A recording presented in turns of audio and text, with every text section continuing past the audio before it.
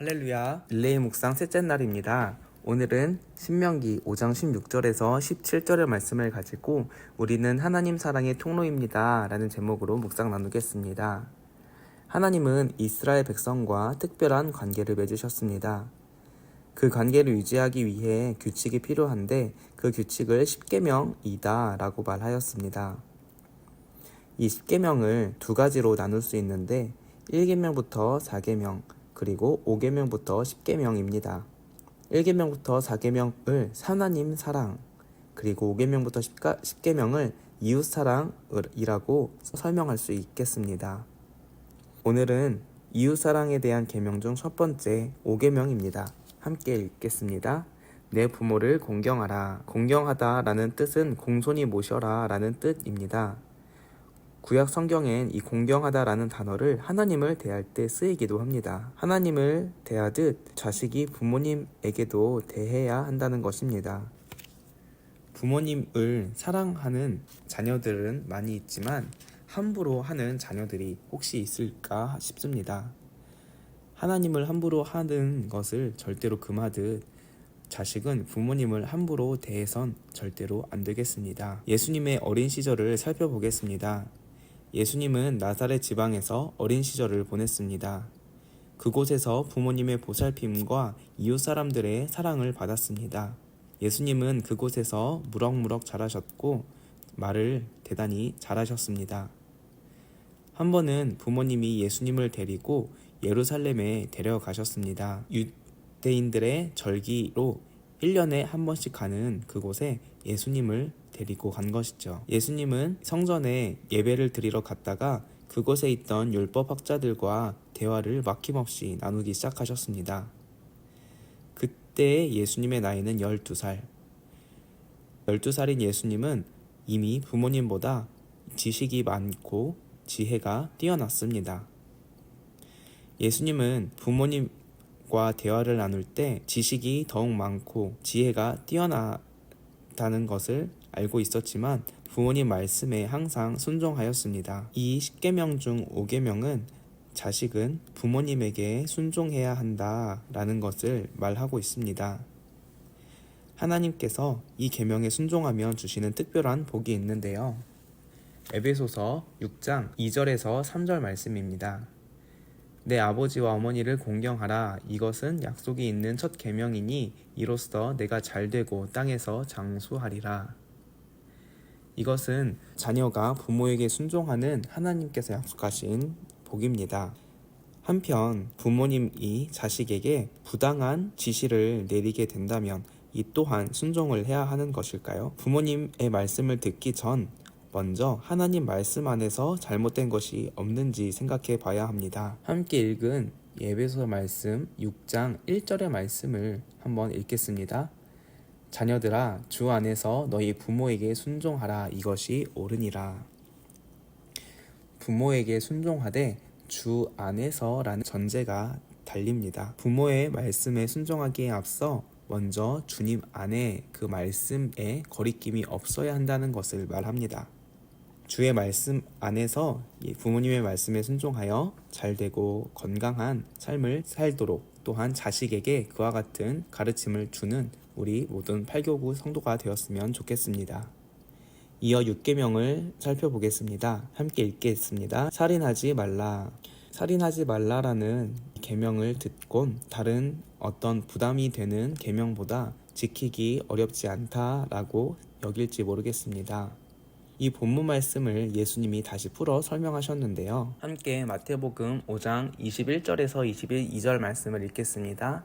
옛사람에게 말한 바 살인하지 말라. 누구든지 살인하면 심판을 받게 되리라 하였다는 것을 너희가 들었으나 나는 너희에게 이르노니 형제에게 노하는 자마다 심판을 받게 되고 형제를 대하여 나가라 하는 자는 공회에 잡혀가게 되고 미련한 놈이라 하는 자는 지옥불에 들어가게 되리라. 이 말씀은 살인하지 말라라는 하나님의 계명에 확대 해석하여 형제에게 화를 내거나 나쁜 말을 하게 되면 이 6계명을 어긴 것과 같은 죄를 범하는 것이다 라고 설명한 것입니다. 그렇기에 형제에게 기분 상할 행동을 하게 되었다면 혹은 상대가 나의 허물을 지적하며 나의 기분을 안 좋게 하였다면 그 화를 풀고 내가 먼저 그 형제에게 다가가 화해를 요청해야 한다는 것입니다. 하나님의 전에 나가기 전에 말이죠. 기분을 상하였을 때 나의 잘못을 생각하지 않으며 상대의 잘못을 더욱 확대하여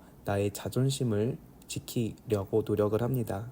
그리고 그와 같은 행동을 하지 않으면 상대가 자신을 우습게 여긴다는 생각을 하게까지 만듭니다. 그리고 나의 소중한 사람들이 이와 같은 화를 당하거나 어려움을 겪게 되면 그 사람을 위하여 더욱 화를 내거나 그 사람에게 나쁜 말을 하는 경우도 있습니다. 하나님께서는 그와 같은 사람에게 이와 같이 말합니다. 너를 고발하는 자와 함께 길에 있을 때에 급히 사화하라. 그 고발하는 자가 너를 재판관에게 내어주고 재판관이 옥리에게 내어주어 옥에 가둘까 염려하라. 진실로 내게 이르노니 내가 한 푼이라도 남김이 없이 다 갚기 전에는 결코 거기서 나오지 못하리라.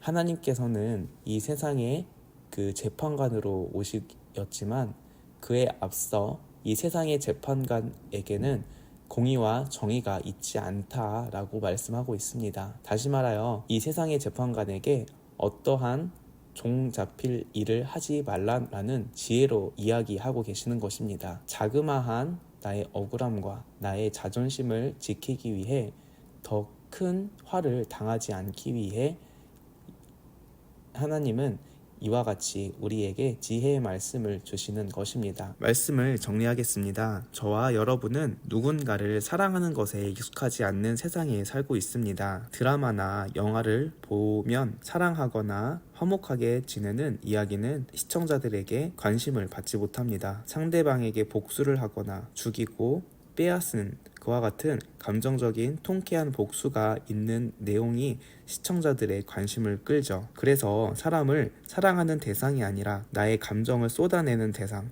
혹은 이겨야 할 대상으로 여기는 것도 같습니다. 우리는 이 5계명과 6계명 통해 이웃과 화해를 하고 또 이웃을 사랑해야 한다는 말씀을 들었습니다. 이 두 계명은 이 사람을 사랑하는 마음이 있어야 지킬 수 있습니다. 하나님의 사람은 하나님을 사랑하는 것과 같이 다른 사람을 사랑할 수 있어야 합니다. 그렇게 될 때 하나님 사랑이 그 하나님의 사람을 통해 주변 사람에게 전해지게 되는 것입니다. 오늘 말씀이 지키기 어렵다는 생각이 드는 우리 지체들이 있습니까?